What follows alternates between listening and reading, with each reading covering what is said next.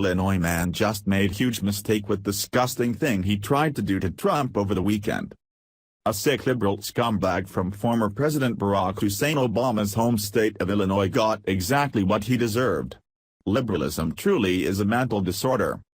On June 15, Joseph Flynn Pickett of Edwardsville, Illinois was charged with threatening the President of the United States after knowingly and willfully posting threats on his Facebook page.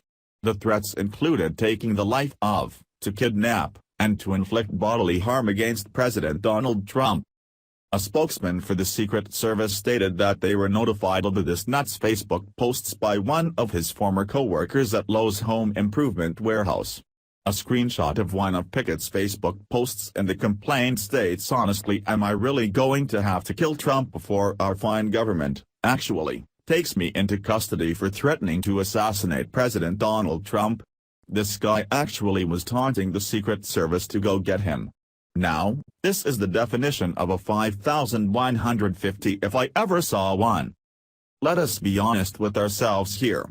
With the way the media and celebrities have been acting since Donald Trump won the presidency, I'm actually surprised there haven't been more cases like the little man who shot up those Republican congressmen while they were practicing for the annual charity Republican-Democrat baseball game.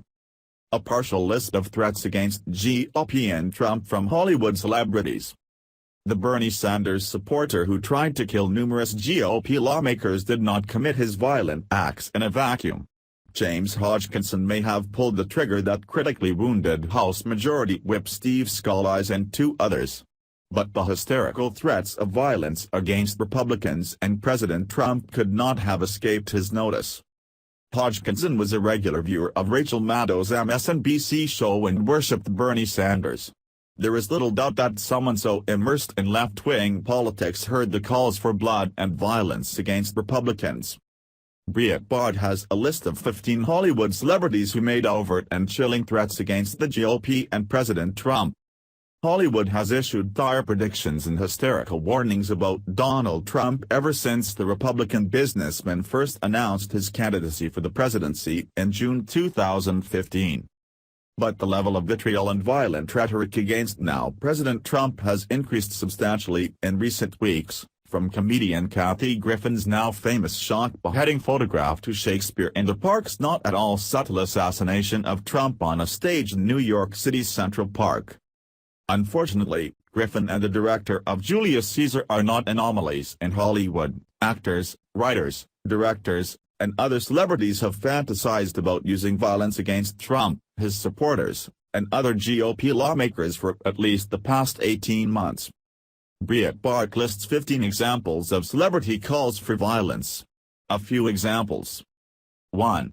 Kathy Griffin beheads Trump in graphic photo. 2. Madonna, I've thought a lot about blowing up the White House. 3. Snoop Dogg shoots Trump in the head in music video. 4. Robert De Niro, I'd like to punch him in the face. 5. Joss Whedon, I want a rhino to F. Paul Ryan to death. 6. Shakespeare in the Park stabs Trump to death in performance of Julius Caesar. 10. Rapper YG threatens Trump with F. Donald Trump song. 11. Marilyn Manson kills Trump in music video. And let's not forget actual violence and intimidation that has been carried out against Republicans. Daily Caller. Even before Wednesday's shooting, Republicans were growing used to being on the receiving end of violence and intimidation amid an increasingly hostile political climate where left-wingers portrayed them as fascists.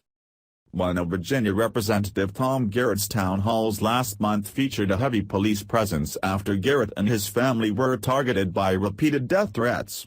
"This is how we're going to kill your wife," read one such message, Garrett told Politico. "I don't want to die anytime soon. I got stuff left to do, I hope. But when you pull wives and children in, that's not cool." Just days after the Politico article ran, FBI agents arrested a Tucson Unified School District employee for making violent threats against Arizona Representative Martha McSally. Agents said 58-year-old Steve Martin left threatening voicemails for McSally, telling the Republican congresswoman that her days were numbered. Also last month, police in Tennessee charged 35-year-old Wendy Wright with felony reckless endangerment for allegedly trying to run Republican Congressman David Kustoff off the road after a town hall he held regarding the GOP health care bill. If Wright stays out of trouble and abides by the terms of her one-year restraining order, then all charges will be expunged from her record, reported BuzzFeed, which covered the story in sympathetic terms. Wendy Wright can't have any contact with Republican Representative David Kustoff for a year after she chased after him for his vote on Obamacare last month, read the story's subheadline. The same day Wright was charged, police in North Dakota escorted a man from a town hall with Representative Kevin Cramer after the man became physical with a Republican congressman and shoved a fistful of money into Cramer's collar. There have been many comparisons between Jared Loughner, the man who shot Representative Gabby Giffords, and Hodgkinson. The parallels are ridiculous, as is Loughner's supposed trigger for the attack, an obscure map published by Sarah Palin's PAC that showed Giffords's congressional district in crosshairs. Loughner, a mentally disturbed man, diagnosed as a paranoid schizophrenic, was oblivious to the rantings of right-wing fringe players and almost certainly never saw the Palin PAC map. Almost no one did. Hodgkinson, on the other hand, followed far-left politics every day, immersing himself in the conspiracy theories and anti-Trump hysteria of the left. He could not have helped being directly influenced by the threats and acts of violence against Republicans. For that reason, the far left in Hollywood and elsewhere have blood on their hands. We know all too well that it's common for celebrities to suffer from certain kinds of mental disorders, and sadly the election of President Donald Trump has proven this fact beyond any shadow of a doubt. Some specialists have attributed these issues to the ability actors have to immerse themselves within their roles for months at a time.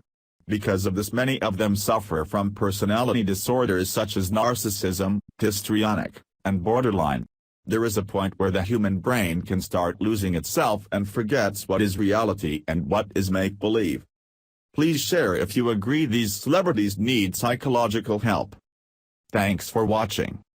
Please subscribe Breaking News 365 channel. Goodbye and see you again.